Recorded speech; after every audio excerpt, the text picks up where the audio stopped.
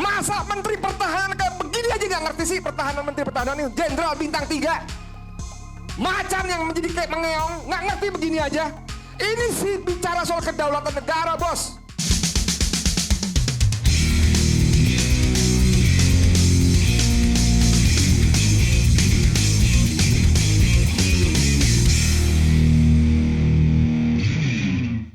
Saya tertarik mendengar kata-kata keras Edi Mulyadi yang sempat viral beberapa waktu lalu.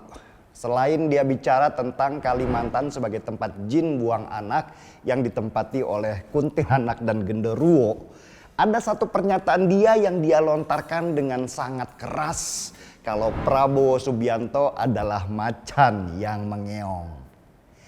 Edi Mulyadi melontarkan ucapan ini dengan sangat keras dan seperti ada kekecewaan dalam dirinya yang ingin dia sampaikan ke publik. Edi dan teman-teman sebangsanya jelas dulu saat Pilpres 2019 adalah pendukung garis kerasnya Prabowo. Dia ada di barisan kelompok fundamentalis yang ingin menunggangi politik demi tujuan besar mereka. Dan mereka pada waktu itu menganggap Prabowo Subianto adalah kuda tunggangan yang sempurna. Pertama, karena Prabowo berasal dari TNI dan menguasai Prabowo Subianto sama dengan menguasai TNI. Dan yang kedua, Prabowo temperamental. Dengan temperamen Prabowo yang begitu keras, maka kelompok fundamentalis ini bisa melanjutkannya ke tahap kedua untuk menguasai Indonesia. Saya pernah menulis sebuah analisa pada waktu Pilpres 2019 lalu. Bagaimana seandainya Prabowo menang Pilpres?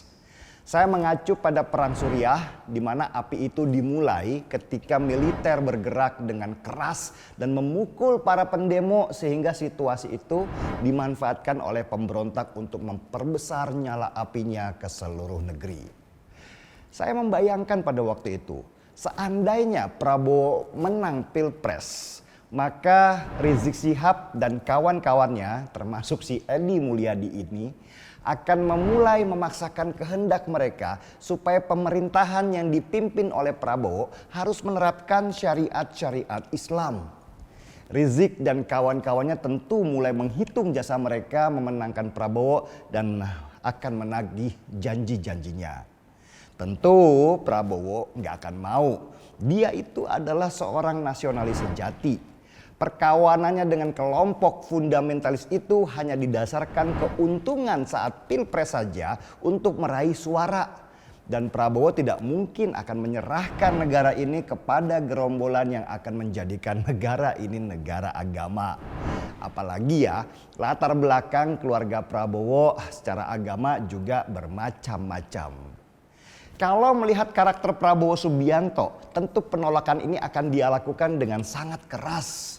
Dan kerasnya Prabowo ini akan dimanfaatkan oleh kelompok Rizik dan kawan-kawannya untuk melancarkan demo-demo besar menentang pemerintahan. Dan Prabowo jelas bukan orang yang bisa dipaksa begitu saja. Harga dirinya terlalu tinggi, apalagi ketika dia berkuasa. Jelas dia akan mengerahkan banyak aparat untuk menghajar Rizik dan kawan-kawannya dengan cara militer. Persis seperti yang terjadi di tahun 1998. Lalu apa yang akan terjadi? Jelas akan ada benturan antara kelompok fundamentalis yang mengatasnamakan Islam dengan para aparat. Negeri ini akan kacau dan itu memang yang diharapkan oleh mereka. Seperti di Suriah, ketika demo besar dihajar pakai senjata, itu akan memicu gelombang demo yang jauh lebih besar dan akan membakar. Tapi sayangnya, meski kelompok Rizik dan kawan-kawannya sudah mendukung mati-matian, bahkan pakai fitnah dan hoax segala, tetap saja Tuhan mentakdirkan Jokowi yang menjadi presiden kedua kalinya. Gagallah mimpi kelompok fundamentalis itu. Dan rasa frustasi itu mereka lampiaskan lewat demo di depan KPU yang rusuh itu. Tapi waktu itu harapan mereka belum habis. Selama Prabowo ada di barisan fundamentalis itu, maka kemungkinan untuk melakukan kudeta akan tetap ada. Biar bagaimanapun Prabowo menguasai sebagian dari tentara dan ini bisa dipakai untuk menggoyang Jokowi dari kursinya. Nah, yang tidak mereka perhitungkan adalah Jokowi melakukan manuver dengan merangkul Prabowo dan mengajaknya gabung di kabinet sebagai Menteri Pertahanan. Manuver Jokowi inilah yang gak diperkirakan oleh mereka. Dan sialnya Prabowo mau lagi. Maka frustasilah mereka bukan hanya kepada Jokowi tapi juga kepada Prabowo Subianto, orang yang mereka harapkan sebagai komandan perang. Inilah yang mendasari Edi Mulyadi melontarkan kata-kata kasar kepada Prabowo sebagai macan yang mengeong. Ini ucapan yang sangat spontan, datang dari kekecewaan yang dalam.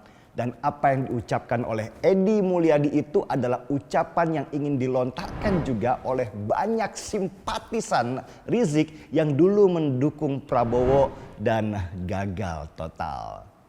Ya tentu Gerindra tidak akan suka kalau ketua umumnya dihina seperti itu. Dengar-dengar sih Gerindra akan juga mempolisikan Edi Mulyadi atas kata-kata kasarnya itu. Prabowo kalau melihat karakternya sudah pasti marah besar meski dia tahan. Dan sialah si Edi Mulyadi ketika ia berani menyentil sang macan. Edi Mulyadi mungkin harus belajar banyak bahwa politik itu tidak bisa dilihat dengan tegak lurus. Dalam politik itu tidak ada kawan yang abadi, yang ada hanya kepentingan pribadi. Jadi ya nggak perlu kecewa kalau Prabowo masuk kabinet. Toh seandainya Jokowi mau iseng pada waktu itu terus menawarkan Rizik Syihab sebagai Menteri Agama, tentu Rizik akan menerima. Nah kalau terjadi seperti itu tentu Edi akan semakin kuciwa. Entah apa julukan Edi Mulyadi kepada Rizik seandainya dia ada di kekuasaan. Mungkin julukan untuk Rizik adalah kadal yang mengaku dirinya singa.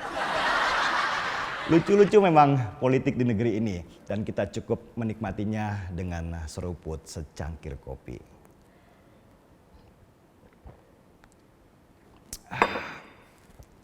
Gaspol.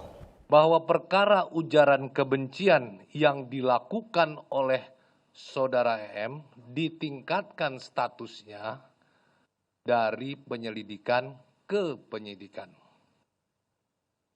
Dan hari ini juga telah dilakukan pengiriman surat pemberitahuan dimulainya penyidikan atau SPDP ke Kejaksaan Agung.